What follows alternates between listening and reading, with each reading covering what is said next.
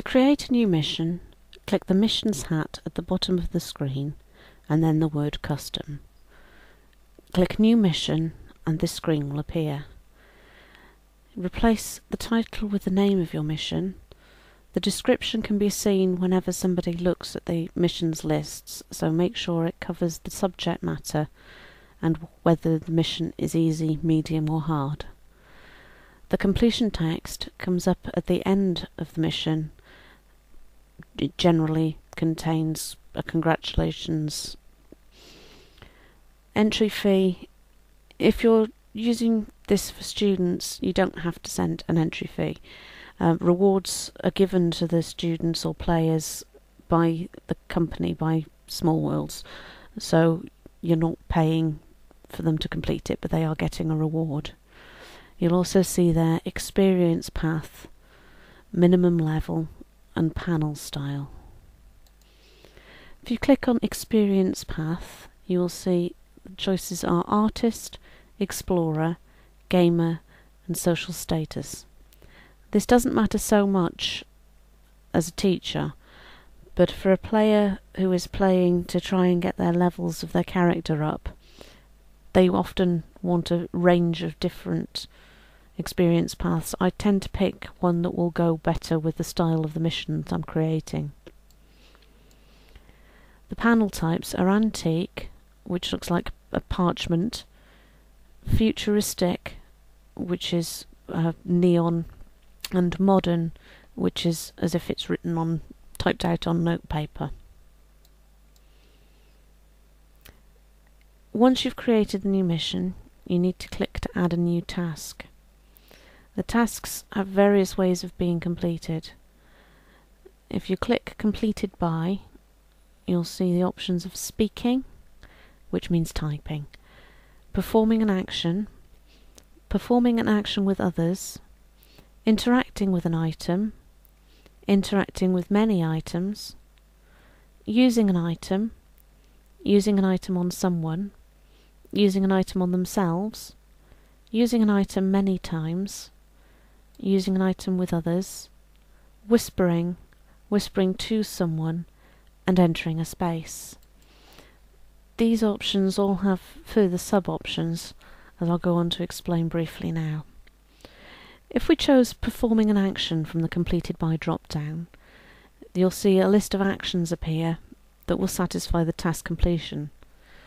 Sit on chair, emote smile, emote laugh, emote whistle, emote clap, action point, action stop, action thumbs up, action wave, action dance. The difference between emotes and actions are emotes appear over the head of an avatar as a symbol, like a smiley. Actions involve the avatar actually gesturing, so for the point action the avatar will point, for the dance action it'll dance. So if we check performing an action with others, the same list of actions will appear, and then you can choose how many other people need to also perform the action. In this example, it's sit on chair with one other person. What this means in the actual mission itself is they have to request another avatar sits down at the same time that they do in order for the task to update.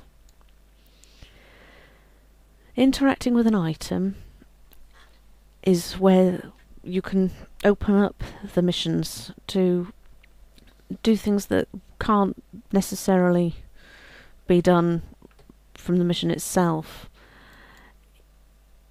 I'll go on to explain that further. Interacting with many items, you can scroll up and down. In this example, you'll see the number 10. That's been set because in the video you'll see there are 10 fireballs needed to be collected to complete the task. So this is the screen from the item interactions for the Geology 101 mission. This is the first task. On approaching a rock in the space, the rock speaks and says, "Sit on me to start the geology mission."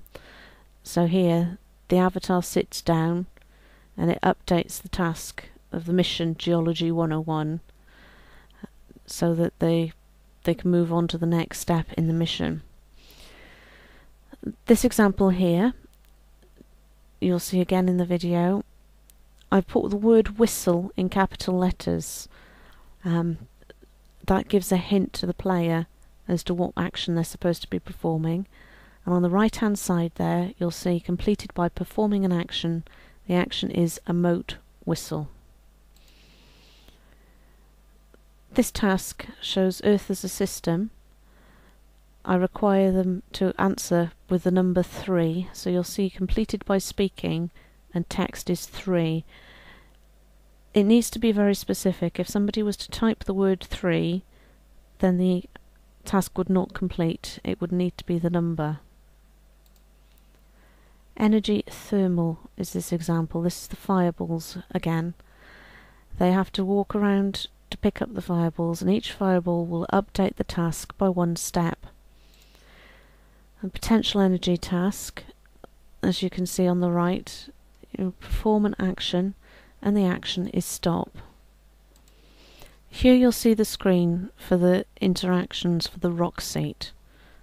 On the left hand side you can see the pop-up box that appears when you click on the item, if you own it. From there you click the wrench and then interactions, where this box opens up. So that's the setup to start the mission of Geology 101. This is the screen for interacting with the firework. When the firework is set off, a sound is played, and also you can complete the task Geology 101 Energy Chemical. It's possible to have lots of reactions and interactions on one object, which means that you're not limited to different objects for every mission. You can use them in multiple missions. This screen's the fireball screen. As you know, there's 10 of those. So the way we work that is each fireball updates the task Geology 101 Energy Thermal by 1 step, and the mission itself is set so that after 10 steps are gone through, that particular task is complete. This shows you a use of proximity within the world. You can program the objects to react to proximity of an avatar. In this example, when the proximity is within 0.8 meters and the avatar has the artifact 2 and does not have the artifacts 4, 5 and 6, it performs an action.